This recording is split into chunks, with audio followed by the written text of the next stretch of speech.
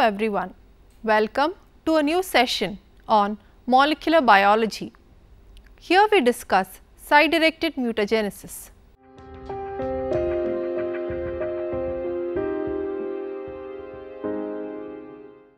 The generation and characterization of mutants is an essential component of any study on structure-function relationships.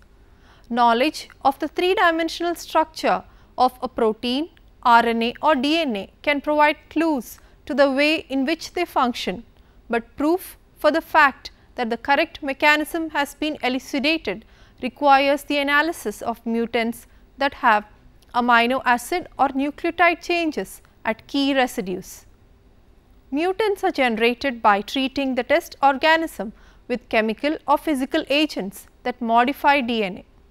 This method of mutagenesis has been extremely successful as witnessed by the growth of molecular biology and functional genomics, but suffers from a number of disadvantages. First, any gene in the organism can be mutated and the frequency with which mutants can occur in the gene of interest can be very low. This means that selection strategies have to be developed. Second, even when mutants with the desired phenotype are isolated, there is no guarantee that the mutation has occurred in the gene of interest. Third, prior to the development of gene cloning and sequencing techniques, there was no way of knowing where in the gene the mutation had occurred and whether it arose by a single base change, an insertion of DNA or a deletion. As techniques in molecular biology have developed so that the isolation and study of a single gene is possible, so mutagenesis has also been refined. Instead of crudely mutagenizing many cells or organisms and then analyzing many thousands or millions of offspring to isolate a desired mutant, it is now possible to change specifically any given base in a cloned DNA sequence. This technique is known as site-directed mutagenesis. It has become a basic tool of gene manipulation, for it simplifies DNA manipulations that in the past required a great deal of ingenuity and hard work. For example, the creation or elimination of cleavage sites for restriction endonucleases. The importance of site-directed mutagenesis goes beyond gene structure-function relationships, for the technique enables mutant proteins with novel properties of value to be created by protein engineering. Such mutant proteins may have only minor changes, but it is not uncommon for entire domains to be deleted or new domains added. SDM is used for investigating the structure and biological activity of DNA, RNA and protein molecules and for protein engineering. Site-directed mutagenesis. Site-directed mutagenesis or SDM is a molecular biology method that is used to make specific and intentional changes to the DNA sequence of a gene and any gene products. SDM is an in vitro method for creating a specific mutation in a known sequence and is typically performed using PCR based methods.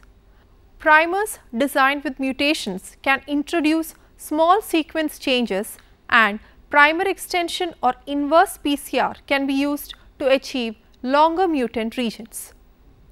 Site-directed mutagenesis technique allows researchers to investigate the impact of sequence changes or screen a variety of mutants to determine the optimal sequence for addressing the question at hand. Site-directed mutagenesis studies can be extremely useful for elucidating the function of a gene or protein or for creating variants of an enzyme with new and improved functions. There are many reasons to make specific DNA alterations such as insertions, deletions and substitutions, including study changes in protein activity that occur as a result of the DNA manipulation, select or screen for mutations at the DNA, RNA or protein level that have desired property, introduce or remove restriction endonuclease sites or tags. Basic mechanism. The basic procedure requires the synthesis of a short DNA primer. This synthetic primer contains the desired mutation and is complementary to the template DNA around the mutation site, so it can hybridize with the DNA having the gene of interest. The mutation may be a single base change, that is a point mutation, multiple base changes, deletion or insertion. The single strand primer is then extended using a DNA polymerase which copies the rest of the gene. The gene thus copied contains the mutated site and is then introduced into a host cell as a vector and cloned. Finally, mutants are selected by DNA sequencing to check that they contain the desired mutation. The original method using single primer extension was inefficient due to a low yield of mutants. This resulting mixture contains both the original unmutated template as well as the mutant strand, producing a mixed population of mutant and non-mutant progenies. Furthermore, the template used is methylated while the mutant strand is unmethylated, and the mutants may be counter-selected due to the presence of mismatch repair system that favors the methylated template DNA, resulting in fewer mutants. Many approaches have since been developed to improve the efficiency of mutagenesis. Approaches in site-directed mutagenesis. Single primer method. The first method of site-directed mutagenesis to be developed was the single primer method developed by Gilliam et al. 1980, Soler and Smith 1983. As originally described, the method involves in vitro DNA synthesis with a chemically synthesized oligonucleotide which is 7 to 20 nucleotides long that carries a base mismatch with the complementary sequence as shown in the following figure. The method requires the DNA to be mutated, to be available in single strand form, and cloning the gene in M13 based vectors makes this easy. However, DNA cloned in a plasmid and obtained in duplex form can also be converted to a partially single stranded molecule which is also suitable. This was developed by Dalbeatty McFarland et al. In 1982. The synthetic oligonucleotide primes DNA synthesis and is itself incorporated into the resulting heteroduplex molecule. After the transformation of the host E. coli, this heteroduplex gives rise to homoduplexes whose sequences are either that of the original wild type DNA or that containing the mutated base. The frequency with which mutated clones arise compared with wild type clones may be low. In order to pick out mutants, the clones can be screened by nucleic acid hybridization with P32 labeled oligonucleotide as probe. Under suitable conditions of stringency, that is temperature and cation concentration, a positive signal will be obtained only with mutant clones. This allows ready detection of the desired mutant. This method was described by Wallace et al. 1981, Treboni et al. 1983.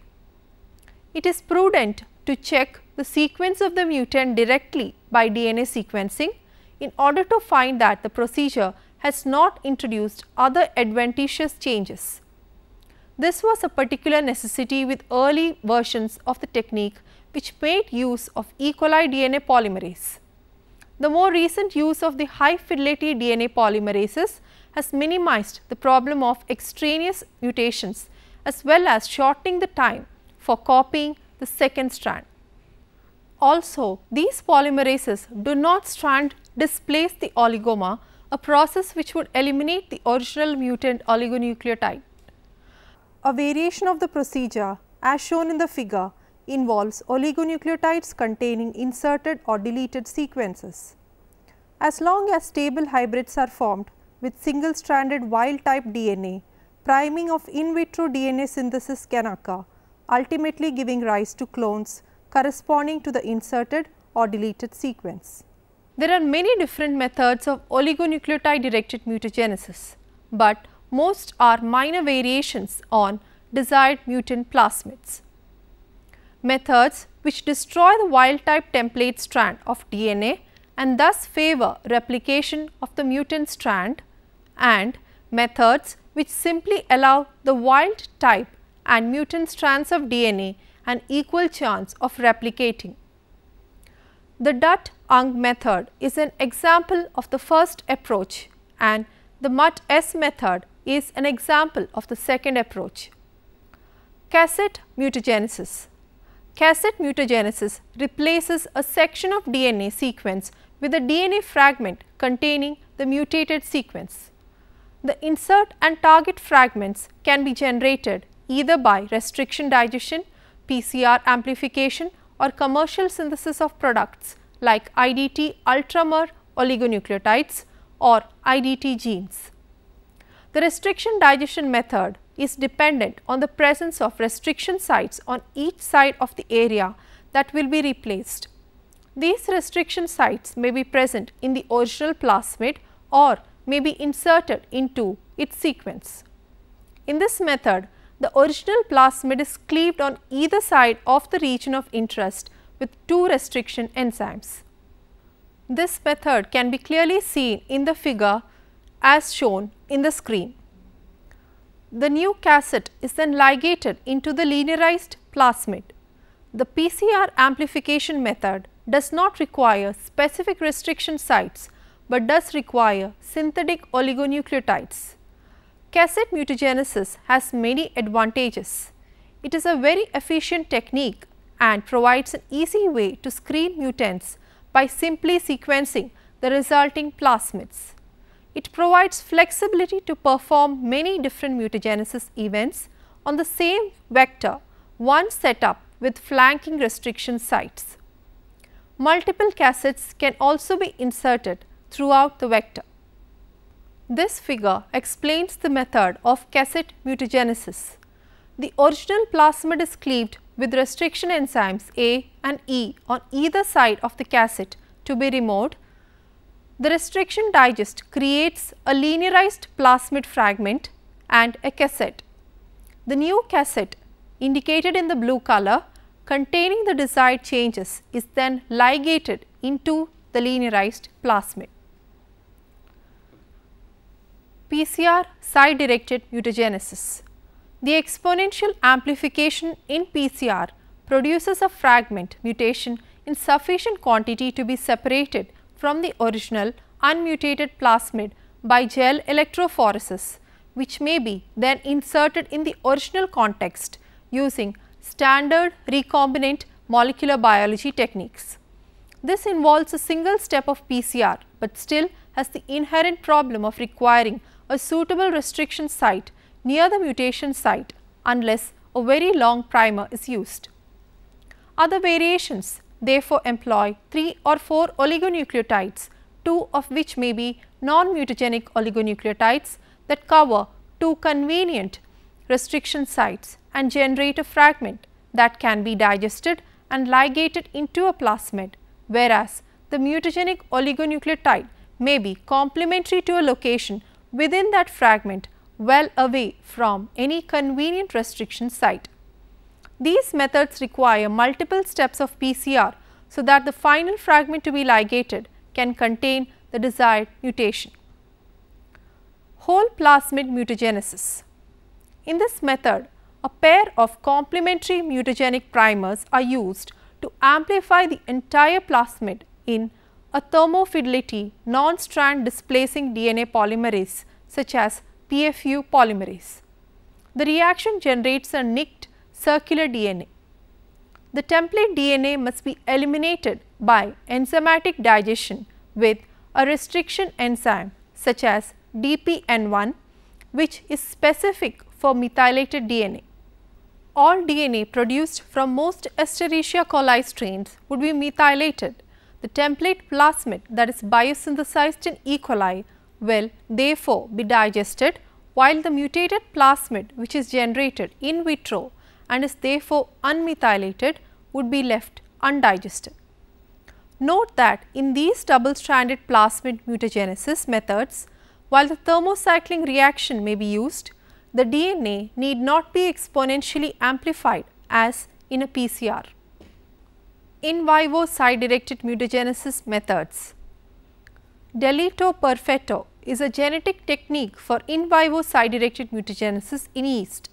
This technique was developed at the National Institute of Environmental Health Sciences NIEHS by Michael A. Resnick, Francisca Storesi and L. Kevin Lewis.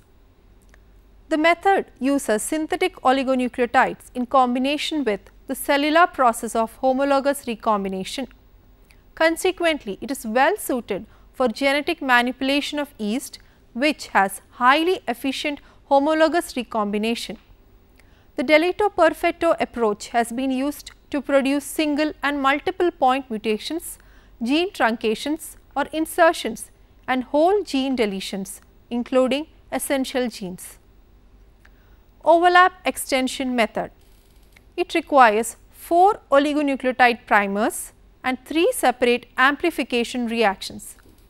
2 complementary mutagenic primers induce the mutation into the desired sequence of DNA and 2 flanking primers amplify the mutant fragment and facilitate cloning of the PCR fragment into a suitable vector. By this approach, a variety of mutations can be created, such as single base pair changes, deletions and insertions. First, 2 separate PCR reactions are set up in parallel. One reaction has the sense mutant primer and an antisense flanking primer 3' to the mutation site. The other reaction contains the antisense mutant primer and the sense flanking primer 5' to the mutation site. The other reaction contains the antisense mutant primer and the sense flanking primer 5' to the mutation site. The 2 amplified fragments contain mutations at the 5' or 3' terminus respectively. In the second round of amplification, the 2 fragments from the first round of PCR are purified and then used as templates for amplification using only the flanking primers. After amplification, the mutation is contained within the target DNA segment, which is cloned into appropriate vectors for DNA sequencing and subsequent functional studies. Mega primer method. This method uses only a single mutagenic primer to create mutations in the target template. In the first round of amplification, the wild type template is amplified using either a sense or antisense mutagenic primer and an appropriate flanking primer. The amplified product is then used in a second round of PCR with wild type template and the other flanking primer to create a fragment of the same length as the original target DNA containing the desired mutation. The key to this method is that the amplified product from the first round of PCR is used as a primer in the second round of PCR. Compared to the 4 primer method, this procedure requires only a single mutagenic primer and yields more of the full length product. This is probably due to the instability of the 10 to 20 base pair overlap between the 2 mutant templates during the second round of amplification when using the 4 primer method. In the mega primer method, the overlap between the template and the mutagenic strands is more extensive.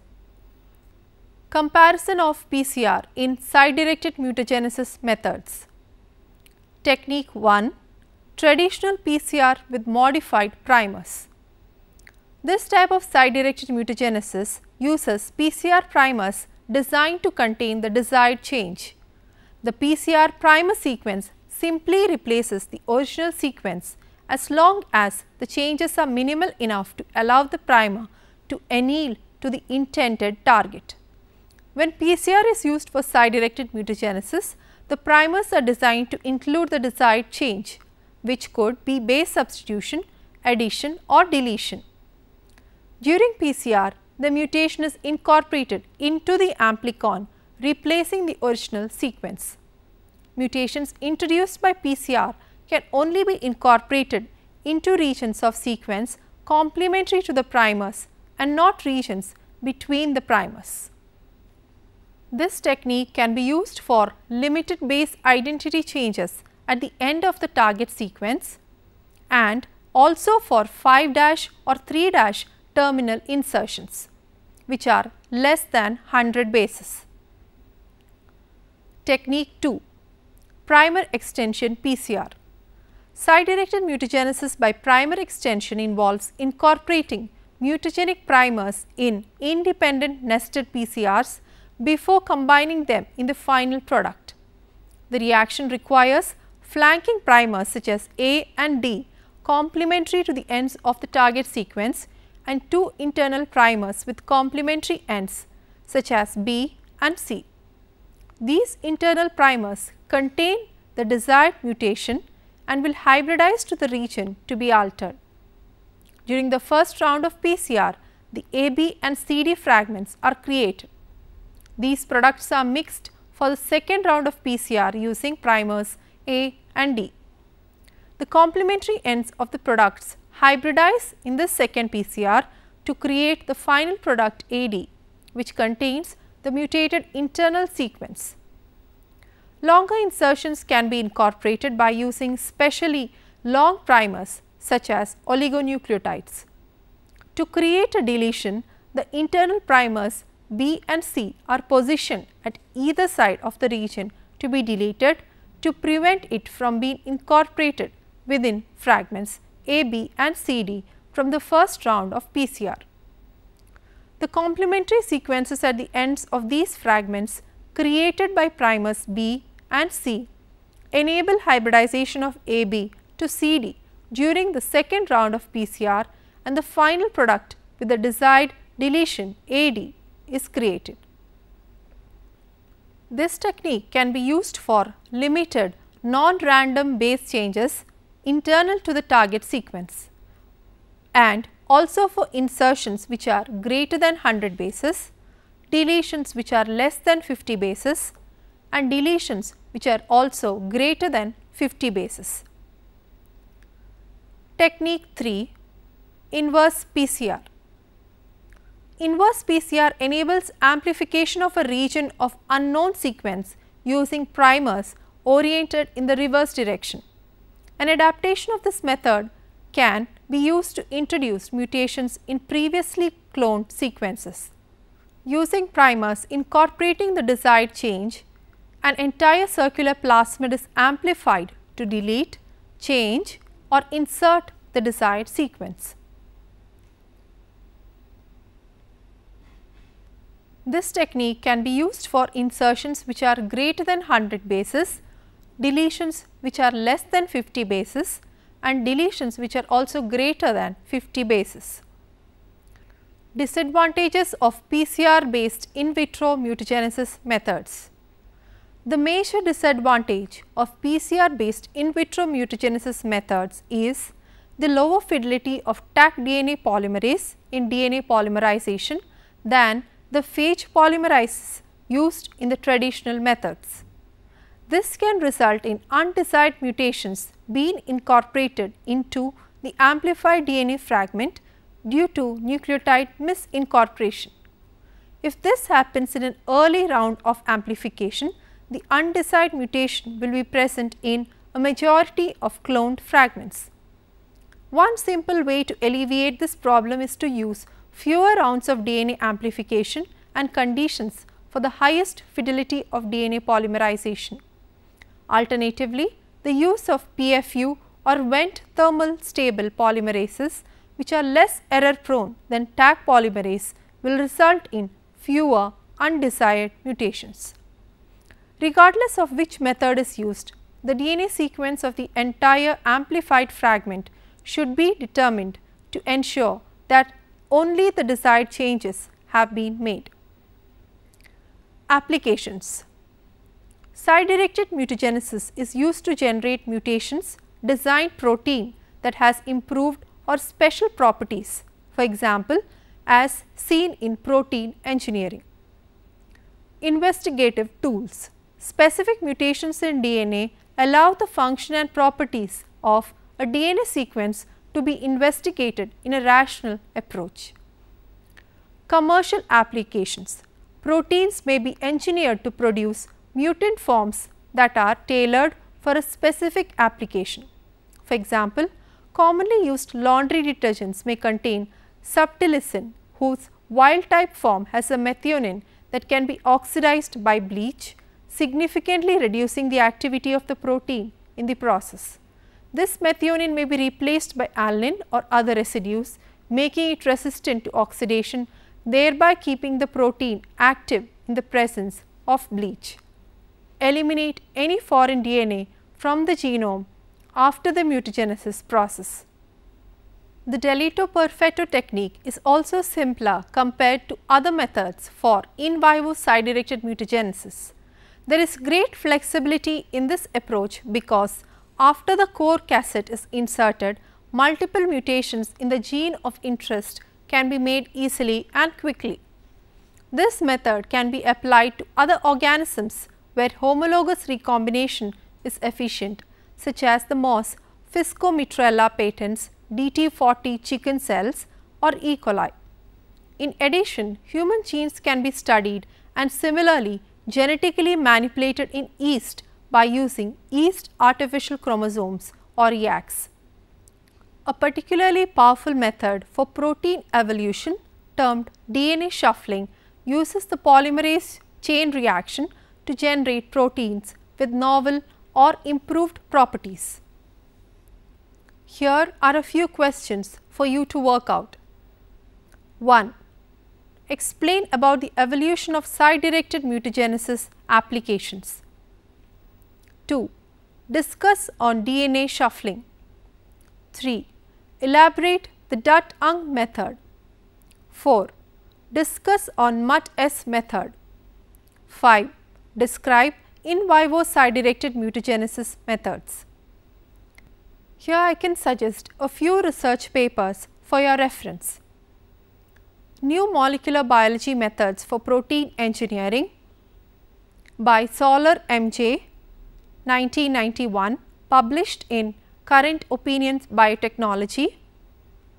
Polymerase Chain Reaction PCR Techniques for Site-Directed Mutagenesis by Rifovsky J. and Tao B.Y., published in the year 1992 in Biotechnology Advances. Site-directed mutagenesis by overlap extension using the polymerase chain reaction by Ho S.N., Hunt H.D., Horton R.M. et al. 1989 in The Gene. Genetic applications of an inverse polymerase chain reaction, written by Ochman H., Gerber A.S. and Hartle D.L., published in Genetics 1988. Site-directed mutagenesis in one day with greater than 80% efficiency, written by Papworth C., Boyer J.C., Brahman J. and Wright D.A., published in Strategies in the year 1996. Simple and efficient site-directed mutagenesis using two single primer reactions in parallel to generate mutants for protein structure function studies, written by Edelheit O., Hanikoglou A., Hanikoglou I., published in BMC Biotechnology in the year 2009. Thank you for watching this program. Let's meet in the next session. Till then, bye.